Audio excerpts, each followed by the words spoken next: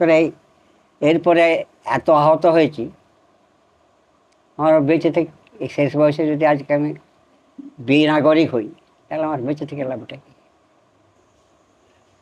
94 বৎসরের ব্যাচেলার বিষ্ণুপদবাবু কলকাতার একটি নামী সংস্থার পাবলিকেশনের সাথে যুক্ত ছিলেন। বিয়ে করেননি।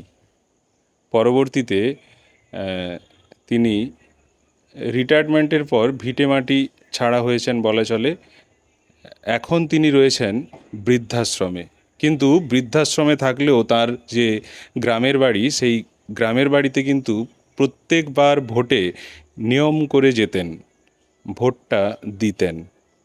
ভারতীয় নাগরিকত্ব তিনি বজায় রেখেছিলেন। কিন্তু হঠাৎই একেবারে মর্মাহত বিষ্ণুপদবাবু। দেখুন কেমনভাবে উনি বসে আছেন।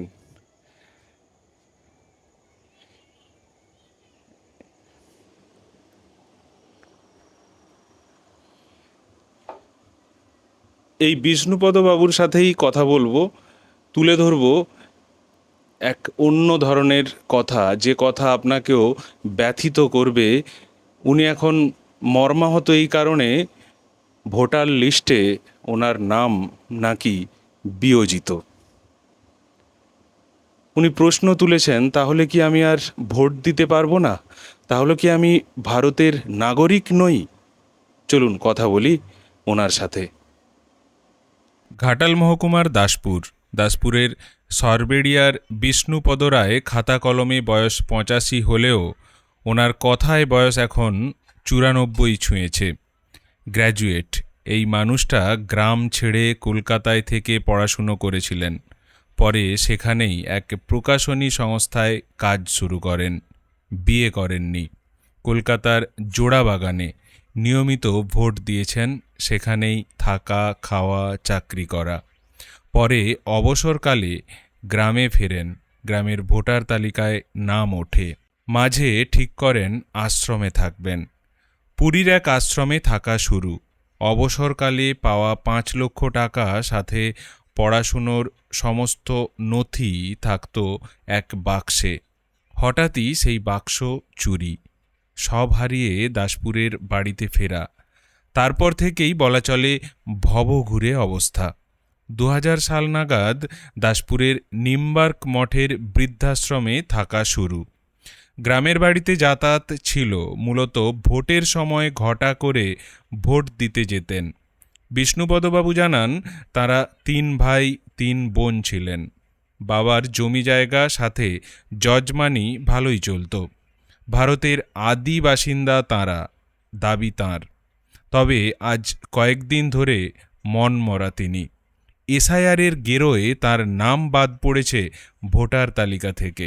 তিনি নাকি ভারতের নাগরিক আর নন। এবার তার কি হবে? চোখের দুকোণ তার চিকচিক করে ওঠে। কথা বলি বুথের বিএলও কালীপদ পালের সাথে। কালীপদবাবুও তেমন কোনো আশ্বাস দিতে পারলেন না তার কথায়।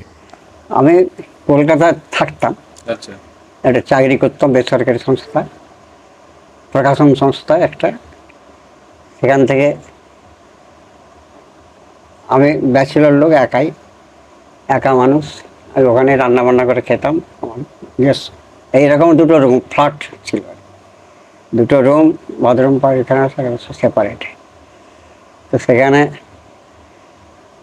আমার ইচ্ছা ছিল যে আমি একা মানুষ, যখন আমি কোনো আশ্রমে চলে যাব।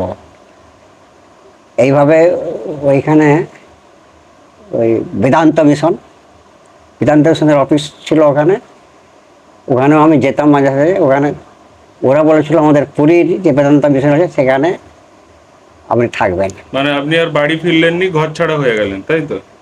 না, আমি বলছি শুনুন, যেটা বাড়ি তখন আসছে না, তো তখন আগে থেকেই এমন ওটার চিন্তা। তারপরে মা তখনও বেঁচে ছিলেন বলে, মা 98 মারা যান। তারপরে আমি ফ্রি। আমি তখনই রেডি হয়েছিলাম যে বেদান্ত মিশনে চলে যাব।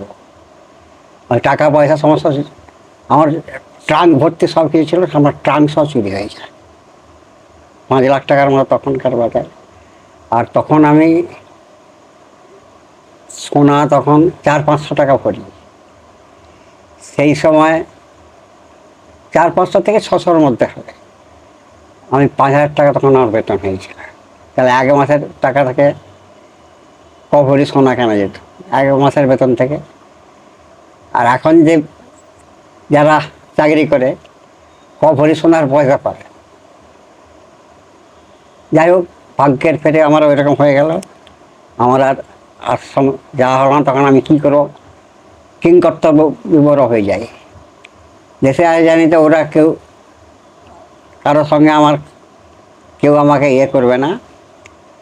এসেছিলাম, এসে ওখান থেকে তারপর এই বৃদ্ধাশ্রমে চলে আসি। এখানে মন্দির ফন্দির আছে ইত্যাদি। আমি ব্রাহ্মণ, মন্দিরের সঙ্গে জড়িয়ে যাই কিছু।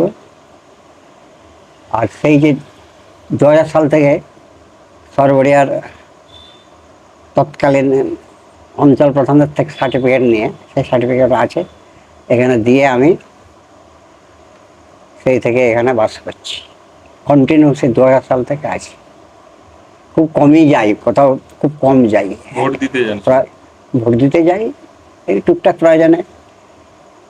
অনেক সময় কার পৈতে অন্নপ্রাশন হানতেন এসব যেতে হয়। এই যেমন কালকেই একটা পৈতে হয়েছে একটা নাতির ছেলের, বলেছিল, আমি কিন্তু যাইনি। মনটা খারাপ? হ্যাঁ, মনটা খারাপ। আমার বর্তমানে তো একবারে ভেঙে পড়েছি আমি। আমি কি সুইসাইড করবো নাকি এরকম একটা মানসিকতা। কেন? আমি ভোট না দেওয়া মানে নাগরিকত্বের থেকে বঞ্চিত। তো এবারে কি আমি আজকে এই বয়সে নাগরিক নয়। হ্যাঁ, এই দেশের অনেক রাজনৈতিক নেতাদের থেকে বয়স আমি অনেক বড়। কিন্তু আপনার এখন বয়স কত? আমার অরিজিনাল বয়স 94। কিন্তু তখন আগে কোনো বয়সের রেকর্ড ছিল না, জন্ম মৃত্যুর কোনো ইয়ে থাকতো না। তো আমার সার্টিফিকেট হিসাবে যা বয়স হয়েছিল তাতে আমার সেসব সবই আমার হারিয়ে গেছে। আমি আর কিছু তখন হয়তো পড়াশোনা কত দূর করেছিল? আমার গ্র্যাজুয়েশন করেছিলাম কলকাতাতেই। এখানে কম পড়াশোনা করে কলকাতা চলে যাই, তারপরে আমি করি। কলকাতার কোন কলেজে পড়তেন? কলকাতার কোন কলেজে পড়েছিলেন? কলকাতার ওই ইয়ে শ্যামবাজারে কি ওটা, আমাকে তো বলা হয়ে যায়।